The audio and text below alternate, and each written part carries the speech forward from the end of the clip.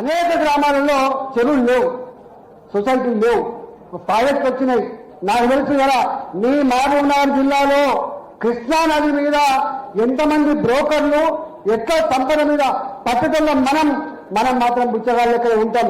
కానీ దాని మీద బతికే బ్రోకర్లు ఎట్లా జీవిస్తున్నారో నాకంటే కొన్ని తెలుసు. కాబట్టి ఆ బ్రోకర్ల వ్యవస్థ ఉండద్దని చెప్పి నువ్వు ఎంత ప్రయత్నం చేసినా మాకు తెలుసా నాడు.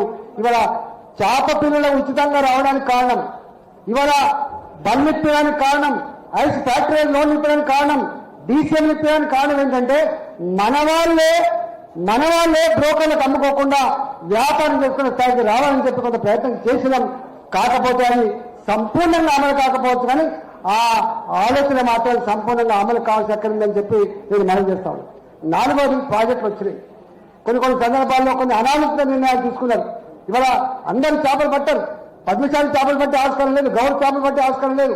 ప్రాజెక్టులలో ఎన్ని గ్రామాలైతే పోయినాయో ఆ గ్రామాలు మాత్రమే కాకుండా గ్రామాల వాళ్ళకు మాత్రమే కాకుండా ఎక్కడెక్కడైతే గ్రామాలలో మన వాళ్ళు ఉండి వాళ్ళకు సభ్యత్వాలు లేవో, వాళ్ళకు చెరువులు లేవో అలాంటి వాళ్ళకు కూడా కొంత జోన్లు ఏర్పాటు చేసి వాళ్ళకు సభ్యత్వాలు ఇస్తే వాళ్ళు పట్టుకునేటువంటి ఆస్కారం ఉంటుంది. మీకు ఎల్ఎండిలో దాదాపు 15-16 గ్రామాల వాళ్ళకి అక్కడ సభ్యత్వాలు ఇచ్చిండ్రు.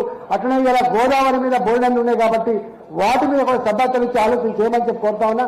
కొద్దిమంది సంకుచిత వాదులు వ్యతిరేకిస్తూ ఉంటారు, దాని గురించి మనం పట్టించుకోవాల్సి అక్కర్లేదు.